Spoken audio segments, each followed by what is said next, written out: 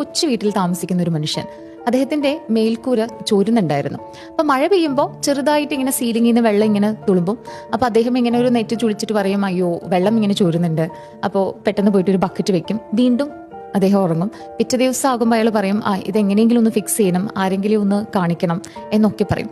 പക്ഷേ പലപ്പോഴും അങ്ങനെ പറഞ്ഞു പോകുന്നതല്ലാതെ ഒരു സ്റ്റെപ്പ് മുന്നോട്ട് എടുക്കുന്നുണ്ടായിരുന്നില്ല. പക്ഷെ ദിവസങ്ങൾ കടന്നുപോയി, മാസങ്ങൾ കടന്നുപോയി, ഈ ലീക്ക് നിർത്താനായിട്ട് സാധിച്ചില്ല. അത് കൂടുതൽ വഷളായി. ഒരു ദിവസം പെട്ടെന്ന് ഒരു മഴയിൽ ഈ മേൽക്കൂര തകർന്നു വീണു. അതൊരു വലിയൊരു സ്റ്റോം കൊണ്ടിട്ടല്ല, അല്ലെങ്കിൽ ഒരു വലിയ ഒറ്റയ്ക്കൊരു മഴയിലല്ല ഈ മേൽക്കൂര തകർന്നു വീണത്. പല തുള്ളികളായിട്ട് പെയ്തപ്പോൾ നമ്മൾ ഇഗ്നോർ ചെയ്തത് കൊണ്ടിട്ടാണ്. നമ്മളൊന്ന് ആലോചിച്ച് നോക്കേ, നമ്മൾ പല സമയങ്ങളിലും ഇഗ്നോർ ചെയ്ത് വിടുന്ന നമ്മുടെ മാനസിക ബുദ്ധിമുട്ടുകളുണ്ട്. ഇതുപോലെ തന്നെയാണ് ഇമോഷണൽ പെയിൻ.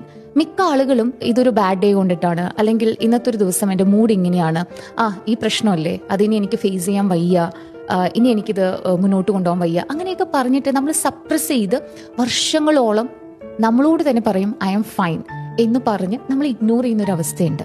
പക്ഷെ ഉള്ളിൻ്റെ ഉള്ളിലെ ലീക്ക് പെട്ടെന്ന് ഏതെങ്കിലും തരത്തിലൊരു സിറ്റുവേഷനിൽ കടന്നുകൂടുമ്പോൾ അത് വല്ലാതെ നമ്മളെ ബാധിക്കും. അപ്പൊ നമ്മൾ മനസ്സിലാക്കണം, നമ്മൾ ഡിസ്മിസ് ചെയ്ത് വിടുന്ന ചില ബുദ്ധിമുട്ടുകൾ നമുക്ക് പിന്നീട് അത് മുന്നോട്ട് വരാനായിട്ട് സാധ്യതയുണ്ട്.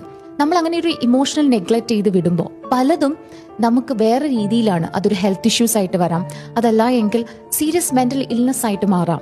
ഡോക്ടർ ജോണീസ് വെബ് പറയുന്നത് പോലെ തങ്ങളുടെ ഇമോഷണൽ പെയിൻ ഇഗ്നോർ ചെയ്യുന്നവർക്ക് അവരുടെ ജീവിതം പുറത്തുനിന്ന് സുഖമാണ് അല്ലെങ്കിൽ ഓക്കെ ആണ് എന്നൊക്കെ തോന്നിയാലും അദ്ദേഹത്തിന്റെ അകത്ത് ഒരു വലിയ ഒരു എംപ്റ്റിനെസ് അല്ലെങ്കിൽ ഹോളോ അല്ലെങ്കിൽ ജീവിതവുമായിട്ട് ഡിസ്കണക്ഷൻ തോന്നും എന്നുള്ളതാണ്.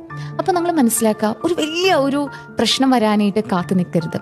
ചെറിയൊരു ഇമോഷണൽ ഡിസ്ട്രെസ് ആണെങ്കിൽ പോലും നമ്മൾ റിപ്പയർ ചെയ്യാൻ തുടങ്ങണം. അല്ലാതെ ജീവിതം മുഴുവനും എന്തെങ്കിലുമൊക്കെ ഒരു പ്രശ്നം ഉണ്ടായി ഒന്ന് കൊലാപ്സ് ചെയ്യുമ്പോഴല്ല നമ്മൾ ഒരാളെ കാണേണ്ടതും സംസാരിക്കേണ്ടതും ഒക്കെ.